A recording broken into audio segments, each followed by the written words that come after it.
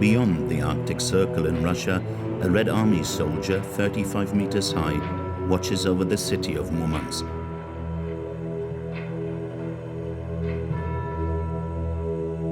Located in the northeast of the country, Murmansk is the largest port in the Russian Arctic. It is also home to a huge military naval base, housing half of the Navy's nuclear submarines, and a fleet of nuclear icebreakers.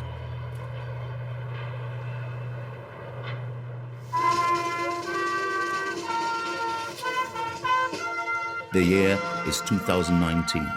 Today, the renowned city celebrates the launch of the world's first floating nuclear power plant. The academic Lomonosov.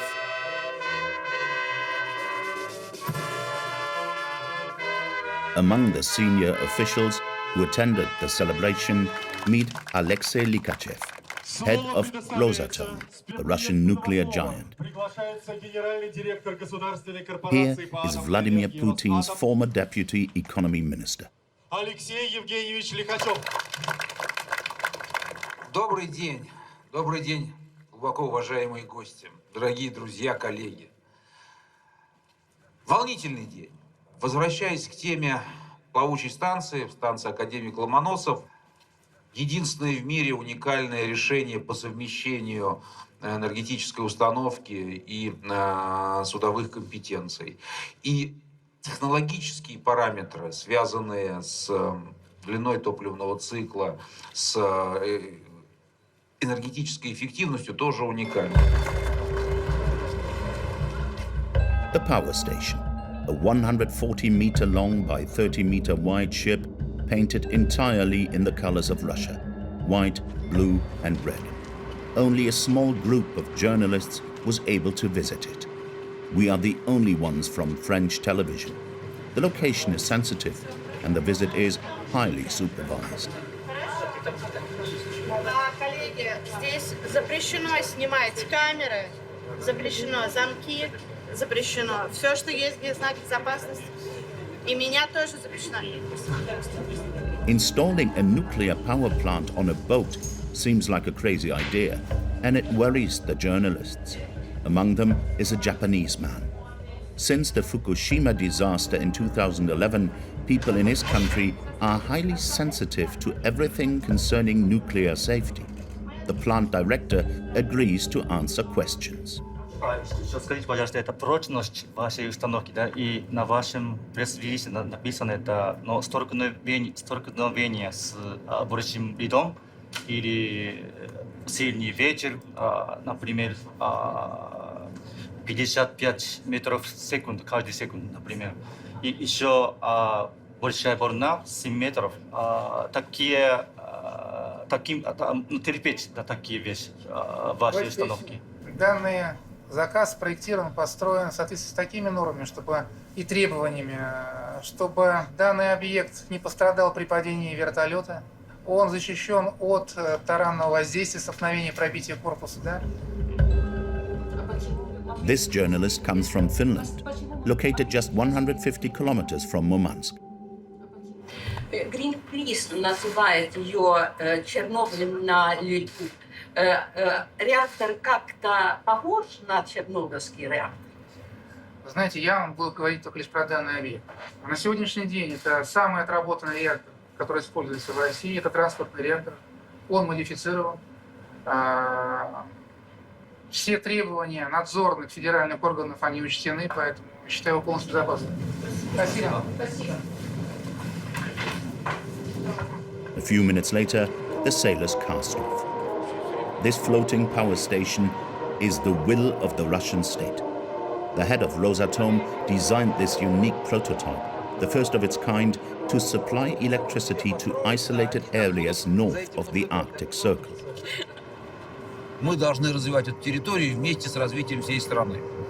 Но, может быть, касательно Арктики этот вопрос чуть более сложный, потому что это уникальный регион и с точки зрения экологической хрупкости, и с точки зрения, конечно, тех непростых, тяжелых условий, в которых живут здесь люди. Можно в Арктике изменить все, кроме погоды, как известно, поэтому... The floating nuclear power plant is leaving on a 4-month journey. It will travel 4,000 kilometers to reach a small port of only 5,000 inhabitants. Pevek, north of the Bering Strait. This power station is a symbol of Vladimir Putin's desire to conquer the Arctic.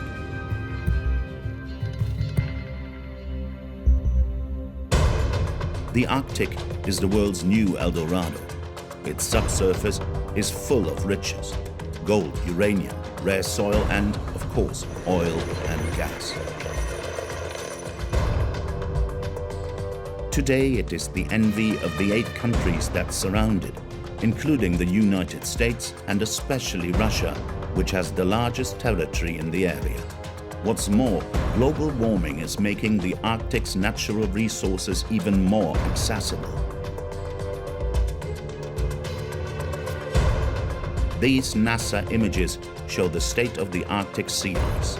In 40 years, it has lost 40% of its surface area, opening up new navigation routes and facilitating the exploitation of mineral mining resources.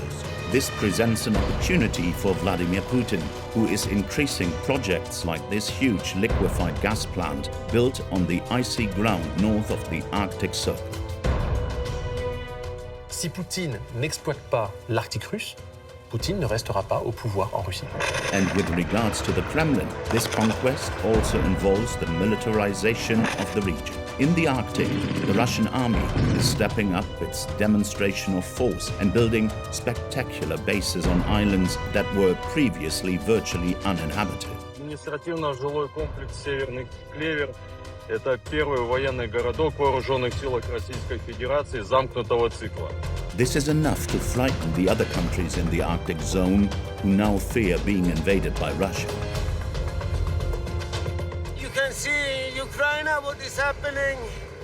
We have a border to Russia in the north, so you never know. Putin is crazy.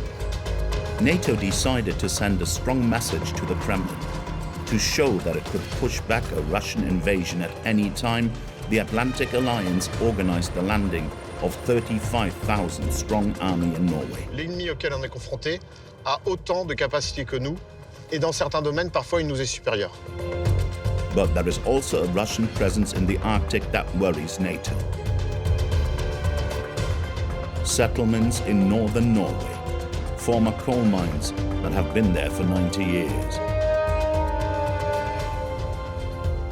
Definitely frozen in time, so it looks nice, but I'm curious how it was to be actually here, you know.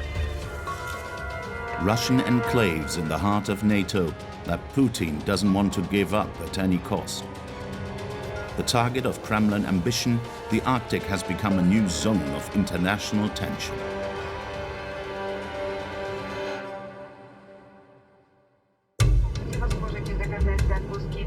Two years after its launch in the port of Murmansk, we were allowed to go and see the floating nuclear power plant.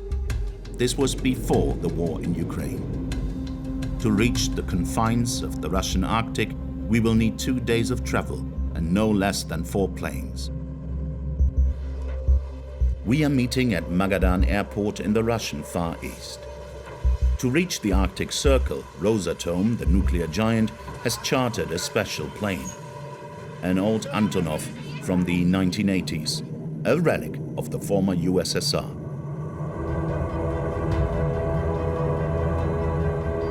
A propeller-driven aircraft capable of landing on short runways and in extreme weather conditions.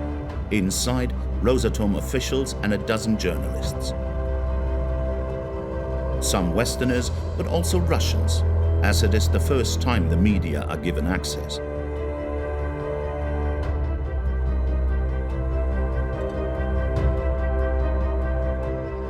We leave Magadan, a small town in the far east of Russia, and we will go all the way north to Pivik, the port where the nuclear power station is located. A 5-hour flight over nearly deserted areas.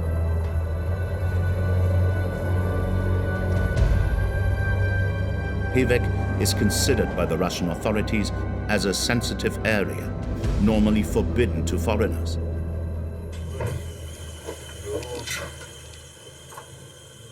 To get here, you need a special permit validated by the army and the FSB, the Russian Secret Service. The town is located 15 kilometers from the airport.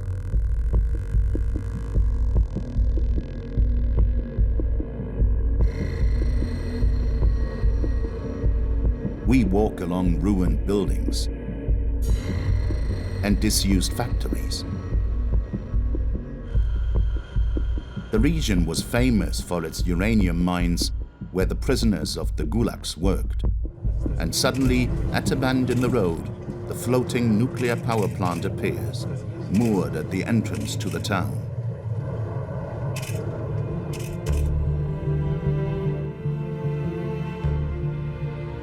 Pevek, long, brightly colored 5-story buildings on the edge of the Arctic Ocean. A city plunged into darkness 3 months a year because of the polar night. Extreme conditions, minus 40 degrees in winter, and icy winds that can reach 200 kilometers an hour.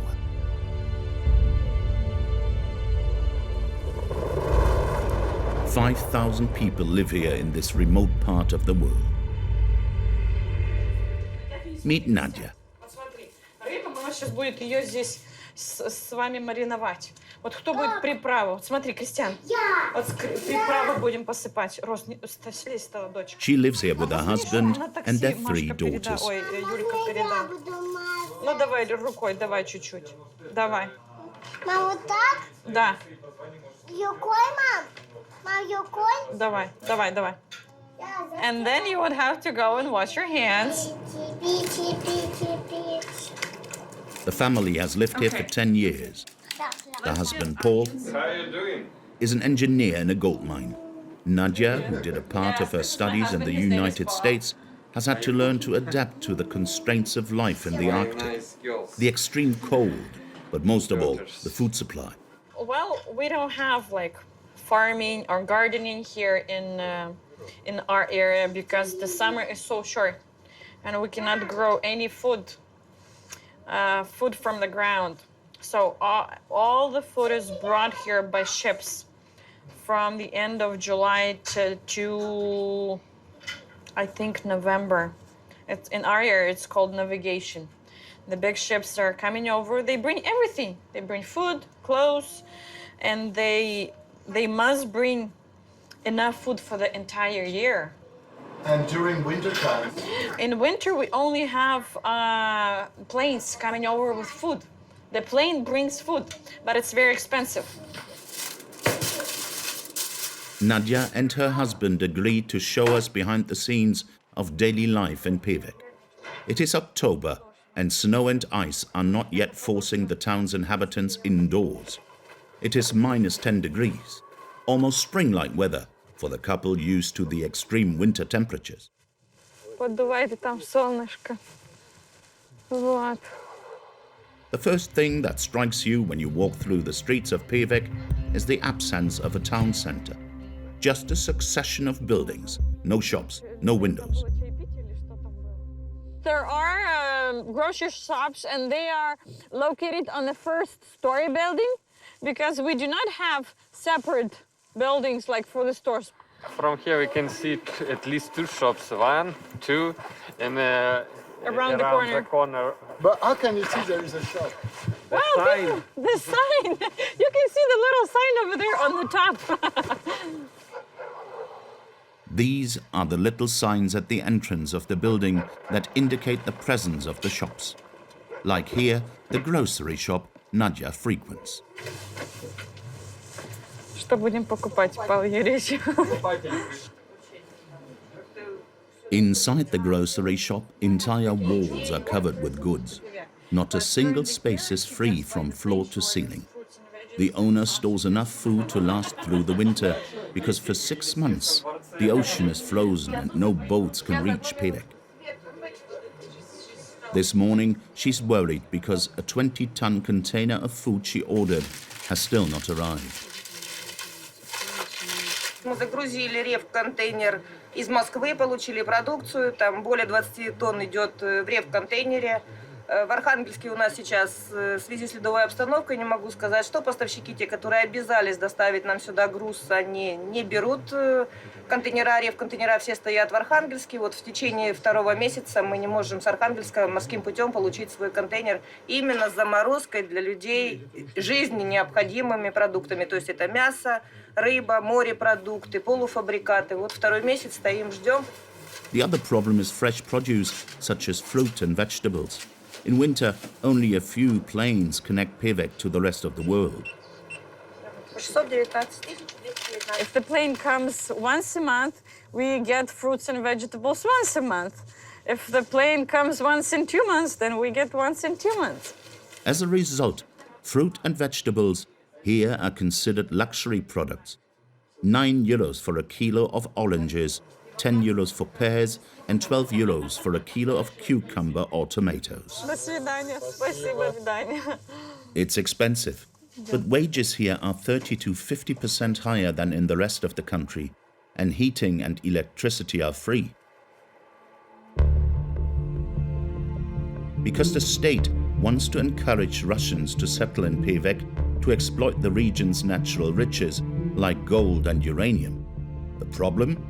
The old coal-fired power station isn't powerful enough to power the mines. So today, Russia bets its hopes on the floating atomic power station.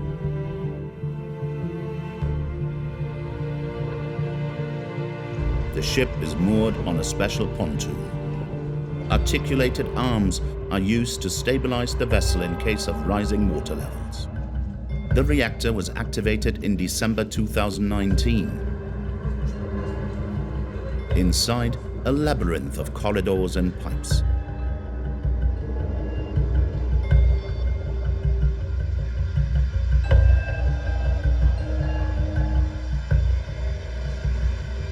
Our guide is Kirill Toporov, the plant director. Стоит по хранению отработанного ядерного топлива.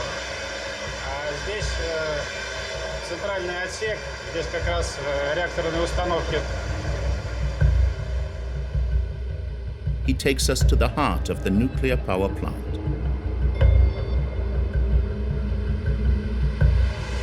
Мы с вами сейчас находимся в машинном отделении номер 1. Это правый борт. Здесь размещено основное генерирующее оборудование. Это турбина Калужского турбинного завода и генератор силовых машин. Реактор там дальше. Там дальше. За стенкой, за стенкой. Rosatome's engineers and workers aren't used to having cameras on board. And it stressed them out a bit. Снимают нас. Там сверху что снимали, я сейчас директор занесу. Я думаю, мы скинем сейчас всю эту информацию, и она будет у нас еще. На директор, у нее ноутбук сейчас. Ну, то есть там проверить, что можно показывать, что нельзя показывать. Проверим.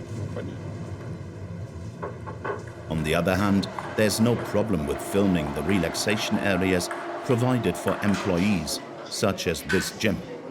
A total of 130 people work here full-time, some sleeping on the port and others inside the plant itself.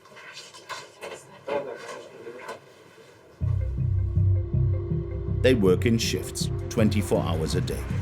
The floating power plant operates using 2 reactors, the same type as those used on nuclear submarines or the French Navy's aircraft carrier, the Charles de Gaulle. The energy produced there is far superior to the need of Pevek's 5,000 inhabitants. Плавающий энергоблок способен снабжать статичный город электроэнергией и теплом. Why do you bring this nuclear plant in Pevek? В соответствии с дорожной картой развития энергетики Российской Федерации предполагается обеспечение электроэнергией развивающихся горно-рудных компаний, которые здесь уже сейчас размещаются и будут добывать полезные ископаемые. Для обеспечения вот этих мощных потребителей и будет использован плавающий энергоблок. For Rosatom, these plants represent a future market. They can supply electricity to the most remote parts of the world. The Kremlin has ordered 3 new ones to be installed in the Arctic. Are they more dangerous than conventional power plants? It's too early to tell. In any case, Pevek's inhabitants weren't consulted and had no other choice but to accept.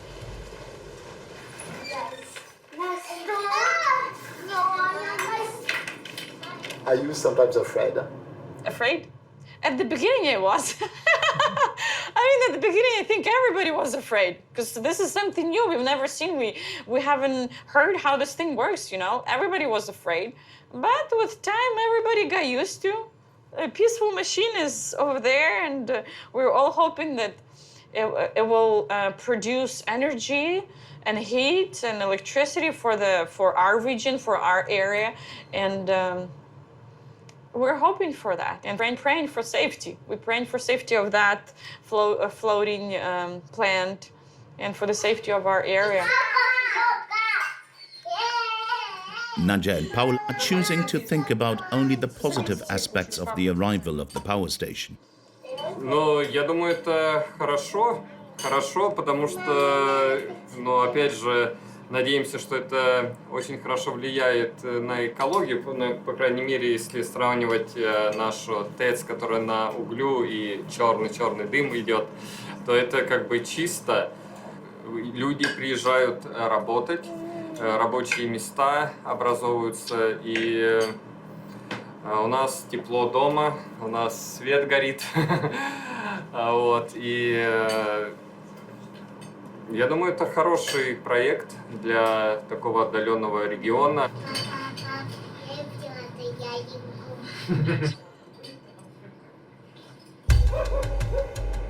The city has changed a lot in 2 years. The secondary school and 6th form have been renovated. Playgrounds have been built in front of the endless blocks of buildings. All of this thanks to money from Rosatom. Every effort is being made to attract new inhabitants and investors. With this power station, the Kremlin hopes to make Pivik the spearhead of its conquest to the far north. In Russia, the Arctic zone represents approximately 20% of the country's total area. It is a sparsely populated area with an abundance of natural resources. For the past 15 years, Vladimir Putin has made it his #1 priority. He takes regular trips to the most remote regions of the Arctic, like here in 2017 during an expedition to the Francois Joseph Archipelago, the northernmost islands in the country. There, he once again states his intentions. Хочу напомнить, что значение этого региона для укрепления позиции России и в мире, и для обеспечения экономических интересов огромно. Общая стоимость разведанных запасов минерального сырья недоарктической зоны составляет по ориентировочным оценкам $1,5–2 триллиона долларов. Кооперация, о чем я уже дважды сказал. Интерес к работе с нами очень большой, и для очень хрупкой экосистемы. For Mika Meret, this figure is far from being overestimated. A teacher at Sciences Po, Meret specializes in the geopolitics of the poles.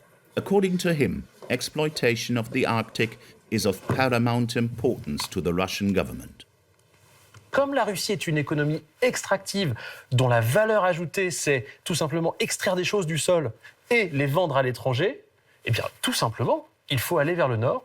Pour la Russie, c'est absolument indispensable. Si Poutine n'exploite pas l'Arctique russe, Poutine ne restera pas au pouvoir en Russie. Les choses sont très claires. C'est-à-dire qu'aujourd'hui, l'Arctique est le premier gisement de croissance pour l'ensemble du système des oligarques russes. The Putin era's most spectacular achievement can be found on the Yamal Peninsula, 600 kilometers north of the Arctic Circle. A gigantic industrial plant built on stilts on the permafrost, the Arctic's frozen ground. Its purpose? To exploit the region's gas deposits and export liquid gas to the entire world. thanks to giant ships, LNG tankers that can sail through the ice.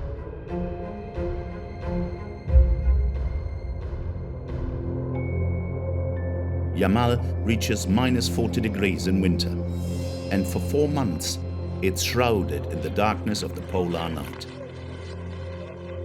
Личное довольствие хорошее, которое нам выплачивают. Как бы все замечательно. Ну да, северные условия, а что делать? Мы все с севера, вот я с Магадана.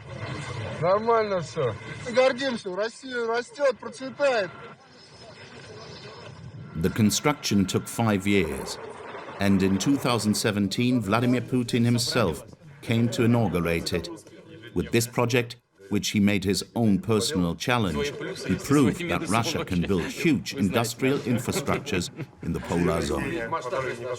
Что? Северное сияние по дороге не подсвечивало? Нет, сияние не видел. Видел только сияние вашего завода. Вот это вот новое, настоящее такое высокотехнологичное северное сияние. Как вживую масштаб такой? Здорово. Ну, производит впечатление. А успели ли увидеть на месте масштабность проекта? Да, ну как, проехали сейчас. Here is his message to the Russian population. Самый, наверное, сейчас крупный шаг в освоении Арктики. В этом столетии, в следующем будет прирастать Арктика. Здесь основные запасы минерального сырья крупнейшие. Все, отгрузка первая. And if Putin has succeeded in carrying out this extraordinary project, it is all thanks to the French company Total. The petrol giant participated in the construction of the plant and today owns 20%. This is where Total and its partners joined forces to develop Yalu LNG. On the group's website, there is a video from 2016 in which Total CEO Patrick Pouyanné celebrates the investment. Ici à Yamal, c'est un immense projet, 27 milliards de dollars. Yamal est une des plus grandes réserves de gaz au monde, à partir de laquelle on pourra alimenter à la fois le marché européen et le marché asiatique. Le gaz étant l'énergie du futur qui va se développer, nous allons, grâce à ce projet, trouver des nouvelles bases de croissance pour le futur pour notre entreprise. We wanted to ask the company's manager about Yamal, but since the start of the war in Ukraine, radio silence. The oil company refuses to discuss this sensitive subject. The only thing we know is that Total hasn't withdrawn from the project. Est-ce qu'aujourd'hui Total est capable de s'asseoir sur ce qui devait, à l'horizon 2050, représenter ce qui allait permettre au groupe de continuer sa prospérité dans le secteur du gaz? A priori, pas complètement.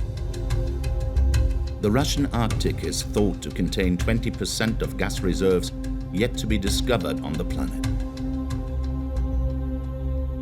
A gift that Total doesn't want to give up for one very simple reason. Pendant que la Russie est mise au banc des nations occidentales et que les entreprises européennes sortent de l'Arctique russe, que les gouvernements demandent à leurs entreprises de sortir de l'Arctique russe ou de Russie en général, il y a des gouvernements sans scrupules qui disent « c'est pas grave, moi je prends la place ». Il y a les Japonais, pour lesquels c'est trop important d'être en Russie par rapport à la ressource énergétique. Il y a les Coréens, pour la même raison. Et puis il y a d'autres encore moins scrupuleux, comme l'Inde, comme la Turquie, comme l'Arabie Saoudite et plein d'autres, qui disent à leurs entreprises, au contraire, allez-y, ces ressources sur lesquelles vous espériez mettre la main et que les Français, les Italiens, les Belges, les Néerlandais, ce que vous voulez, ont pris, maintenant qu'ils sont partis, qui va la chasse perd sa place, allez-y. Et ils y vont. Today in Yamal, new gas projects are already underway, and the Kremlin is only accelerating the construction of icebreakers. Because thanks to the melting of the ice pack, a new sea route has appeared. The Northeast Passage, allowing cargo ships to link Asia to Europe via the south in 20 days instead of 40. A sea route the Kremlin wants to control. For this endeavor, Putin has begun to remilitarize the whole region. In less than 15 years, former military bases of the USSR have been renovated and 4 new ones built, one of which is located on the island of Kotelny. This is the Northern Clover, the largest and most spectacular base, painted in the nation's colors. It is the undisputed pride of the Northern Fleet the army controlling the entire Russian Arctic. Административно-жилой комплекс «Северный Клевер» – это первый военный городок в вооруженных силах Российской Федерации замкнутого цикла, построенный по самым современным технологиям. The base can accommodate up to 250 men. The Ministry of Defense has invited around 20 journalists to the base, both Russian and Western. On the program, a demonstration of Russian strength. And a presentation of the latest model of missile truck. Береговой ракетный комплекс «Бастион» предназначен для поражения надводных кораблей противника. Дальность до 400 километров. The message of this organized visit is crystal clear. The Kremlin wants to show the world that the Arctic is its newest hunting ground. But NATO won't sit back as Russia presents itself as the only dominant power in the region. A spectacular display is on the way.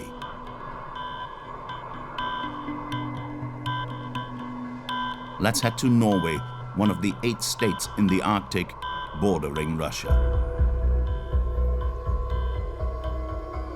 It is now March 2022, 1 month after the outbreak of war in Ukraine. A French warship, the Dixmude, awaits in the middle of the fjords.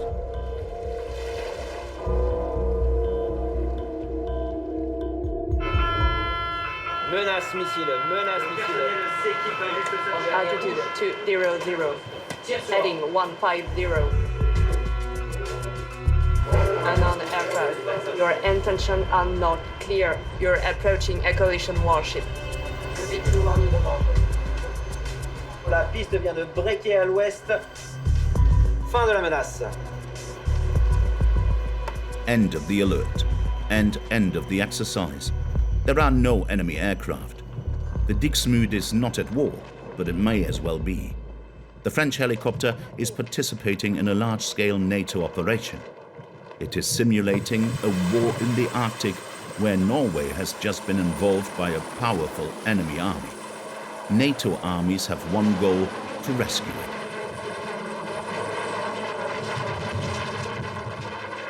The mission is called Cold Response. Its aim: to train NATO armies to fight north of the Arctic Circle. Radar, est-ce qu'on a des pistes sur la prochaine route? Captain Emmanuel Mokar is in command of the Dixmude. He considers the exercise more than justified. Today, the French Navy has to be completely ready to conduct combat in the open sea, in the Arctic or elsewhere. Dans les espaces maritimes, ça fait quand même 10 ou 15 ans qu'on s'aperçoit que les relations entre les États se durcissent et que le combat naval est redevenu une hypothèse de travail. Vraiment. On sent les rapports qui se durcissent. En tout cas, ce qui est sûr, c'est qu'on insiste à un réarmement naval de nombreux pays à travers le monde. Et on sait que les tensions sont présentes. Bonjour à tous. Repos. Allez, c'est parti. And in the fjords, the ship's captain really will be conducting a war operation as he organizes the landing of a French army regiment on a Norwegian beach.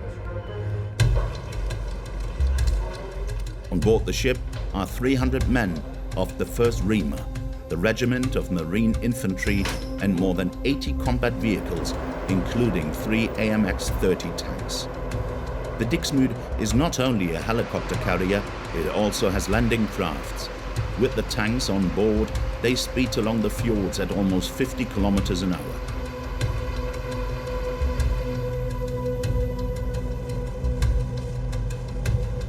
The crew get to experience firsthand the extreme climatic conditions of the Arctic because the Dixmude is based in Toulon and was therefore designed to maneuver the Mediterranean. Ça va, c'est pas trop dur de travailler dans ces conditions, hein? On s'adapte. Le temps n'empêche.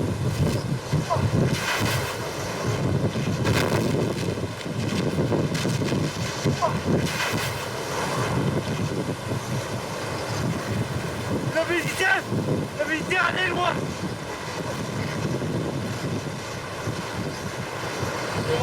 C'est pas facile à l'armée.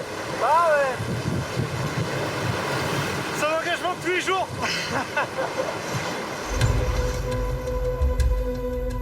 The weather in the fjords is changeable and erratic, but it's absolutely essential that all of the men and armor reach the shore before nightfall. The operation will last 8 hours. On the shore, the inhabitants of this small fishing village watch the ship approach with interest. Since the start of the war in Ukraine, the Norwegians who live here have been wary of a possible Russian invasion. I don't want to think about it, but I think about it more than I want. We are a small country. We are a long country, but not so many people. And Russia is big. So yes, I think about it. So NATO is more important now? Yes. We are very happy that NATO is around here. Why are you really happy? Yeah, you can see in Ukraine what is happening. We have a border to Russia in the north, so you never know. Putin is crazy. Putin, crazy man. So it means you feel safer? Of course, of course. At the same time, only 20 kilometers away from the French arrivals, more soldiers are landing on the beach. These are the US Marines, coming directly from North Carolina with their amphibious vehicles and their well-practiced speeches. I think the Marine Corps is always ready, regardless of the status in the world. The United States Marine Corps is a force in readiness. We are ready at a moment's notice to act anywhere around the globe. And that's why exercises like cold response are so important to who we are. We are prepared, ready, postured, and prepared to operate in the high north when needed. 35,000 soldiers from 28 allied countries are taking part in this operation. Here, they'll face a genuine enemy. Hiding in the mountains, in ambush, appear the Norwegian army, playing the role of the bad guy. Their tanks are equipped with thermal cameras, and their camouflage techniques are perfectly adapted to the Nordic environment. They are ready to confront the NATO troops.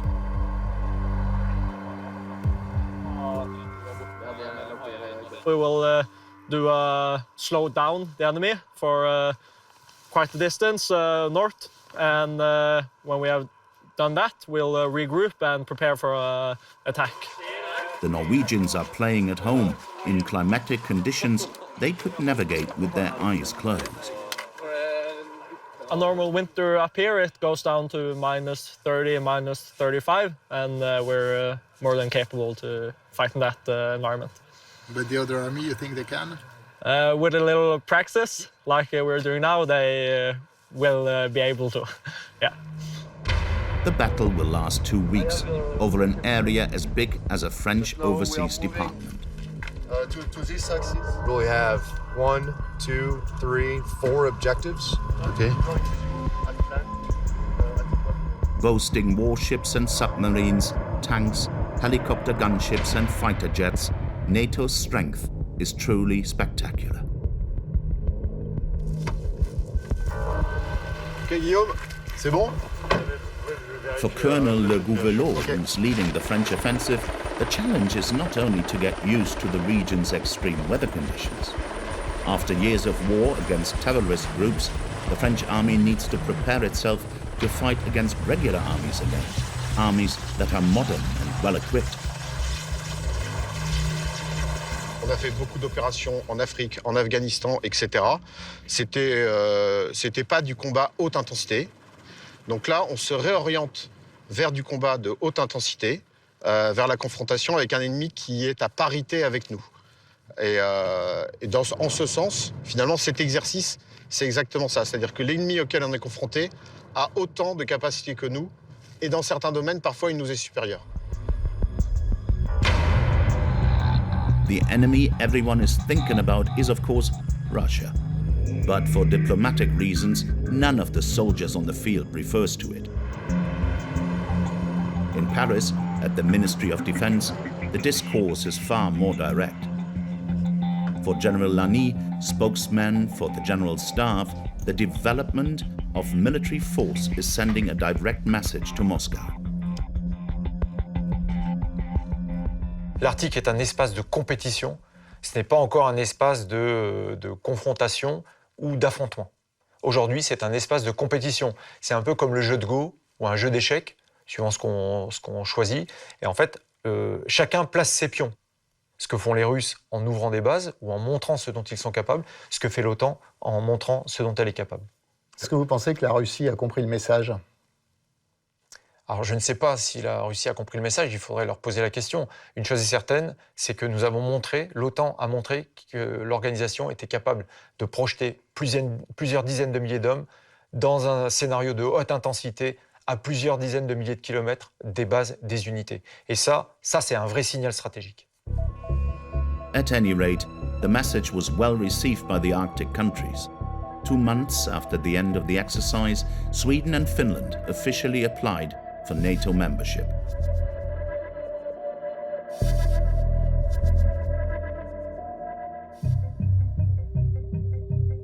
But there is also a far more discreet Russian presence in the Arctic. Today, NATO is worried about 2 settlements in the heart of Norway. Barenburg and Pyramidan are located in the heart of the Svalbard archipelago.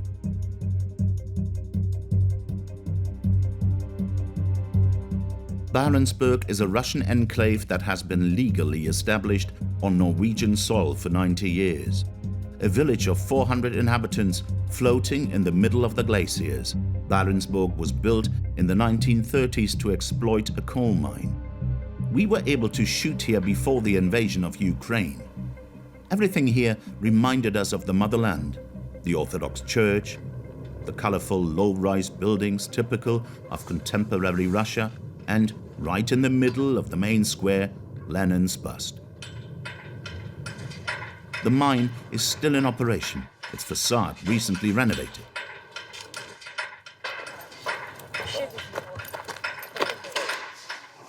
Ну что, здравствуйте. Меня зовут Руслан. Я шахтер. Это, значит, ламповая, где производится зарядка аккумуляторных батарей светильников. Ruslan is Russian. He's the chief engineer and has been working in the Barenburg mine for 3 years. Ну все-таки нравится людям, которые там работают? Ну, конечно. Люди, которые отработали не 1 год, да, 2-3 года, все равно туда тянет. Это как космонавтов тянет в космос. The mine is dangerous. Ruslan is responsible for its safety. Замкнутое пространство, протяженность горных выработок и условия. Это, во-первых, шахта сверхкатегорийная по газу метану, опасна по взрывчатости угольной пыли. The security measures are draconian. We have to shoot with a special camera. The mine was dug into the permafrost and has a depth of almost 500 meters below the ground. It dates back to 1932. The Russians were able to settle here at that time because a 1920 treaty allowed foreign countries to exploit Svalbard's natural resources. Powdered coal can be seen in the wagons. Этот уголь прошел через технологический комплекс поверхности, где был обработан, оцен на мелкие фракции, и такой уголь предназначен для сжигания именно на ТЭЦ и отправляется к поставщикам на материк.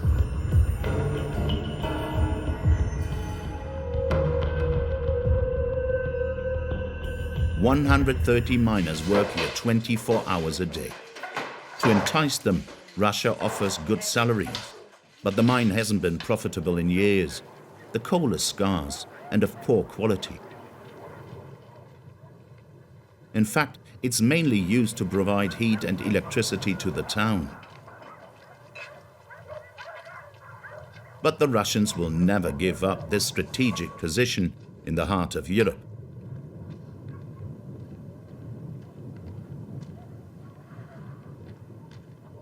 The proof lies in the construction of this brand new consulate. with its bunker-like appearance.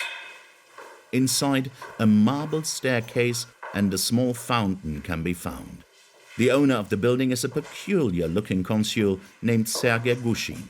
Appointed in 2018, Gushin is now 51 years old. Usually, consuls who came here, they were near their retirement, so they were quite old people, and it was their last assignment, and then retirement.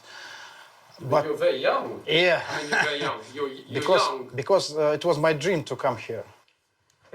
According to the 1920 treaty, the Russians only have the right to retain the colony if they have economic activity there. So the consul had a brilliant new idea to develop tourism in the area. This coal mining is getting less profitable each year, and 3 years since 2015, there's been more profit from the tourism than from coal mining. So tourism is growing, coal mining is decreasing, but still we have to have this coal mining operations because it's our, a fundament for our presence here. In a bid to attract tourists to this remote part of the world, the Russians have decided to exploit a spectacular, remarkable place. Another Russian colony in Svalbard is located just 3.5 hours by boat from Barenburg. Every week during the summer season, a boat takes tourists on an unforgettable journey back in time. There you see leftovers of a hunting cabin. There. They date back to different times. On board is Tobias, a German guide who has been working in the archipelago for 10 years. He shows tourists buildings along the coast that were built by Russian pioneers. Their presence on the archipelago goes back over a century, and Tobias has his own ideas about how Russia have managed to hold on to Svalbard for so long. Now when the glacier retreat, the glaciers, there will be more things to find, I guess. So even, maybe even more coal, minerals, I don't know, maybe even gold, maybe oil, I don't know. So maybe there's a reason there because why they want to be like here and be present. And as soon as you leave a place forever, it's hard to get back again, right? The boat arrives at its destination, an almost abandoned port, littered with rusty cranes and industrial ruins.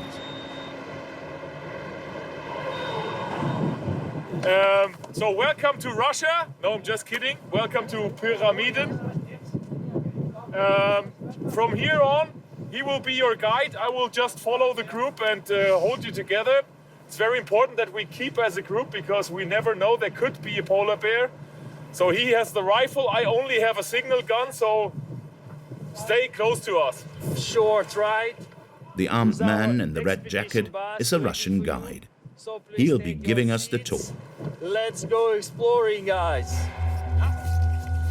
In the middle of the Arctic glaciers, the tourists will discover a fascinating relic from the former USSR. Pyramidan. This former coal mine, abandoned in 1998, is now a ghost town.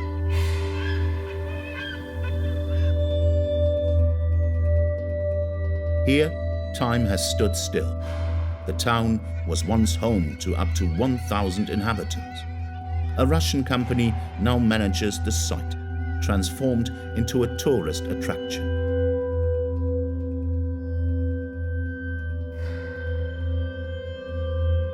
Every year, 20,000 tourists come and battle the extreme weather conditions to see what life was like in the USSR era. Группе там тоже. Поэтому все было прибрано более-менее для... Ivan is one of the 10 Russian tour guides. He always starts his visits with the bust of Comrade Lenin. As soon as we're gonna enter the stairs to the culture house and you face the view over there, then you will realize that this comrade having the best view ever in the world. Let's go, gentlemen, to the northernmost school and kindergarten. Yeah, that will follow you with the great emotions. In the school, everything is still exactly in place. In 1998, the inhabitants of Pyramidan left with just their personal belongings, leaving any furniture behind. Many thought that the closure of the mine was only temporary. The dormitory is still intact, and on the desk lie abandoned school books from the period. Then you have the physical culture, mathematics, Russian literature. Another building was reserved for recreational activities, with a sports hall and even a swimming pool. Everything was provided to ensure the inhabitants' comfort. No, I mean, it's definitely frozen in time, so... yeah, it looks nice, but I'm curious how it was to be actually here, you know? When, in Soviet times? Yeah, like if it was nice or if it just looks nice, you know? To answer this question, the guides have planned a surprise visit, the Pyramidan Cinema, which houses a real treasure.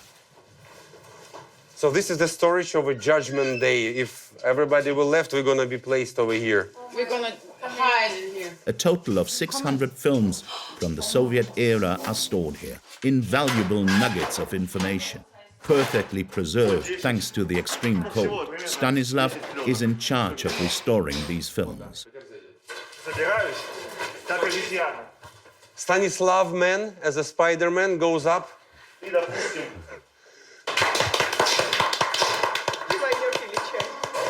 He has even brought the projection room back to life to show tourists his findings.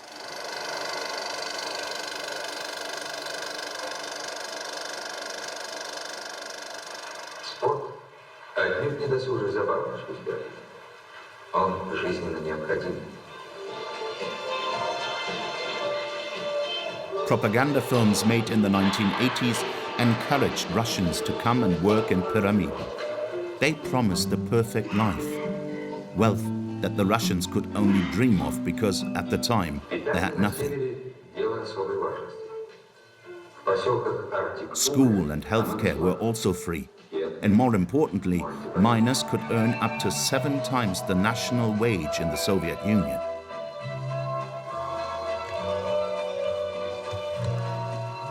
After the screening, tourists are treated to a musical performance. Dear friends, we have the left hand, we have the right hand, and then the other. On the program today, rock music, Russian, of course. On the bass, we have a special guest, the consul who, for the occasion, has abandoned his 3-piece suit. And to finish with a bang, some folklore with Kalinka, the traditional Russian anthem.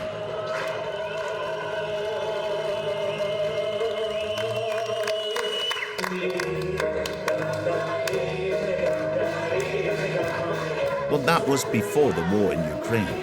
Today, tourists are rare because Norwegian ships have decided to stop sending their ships to this destination. As for the Russians, they've not budged and seem more determined than ever to keep their colonies in the heart of Europe.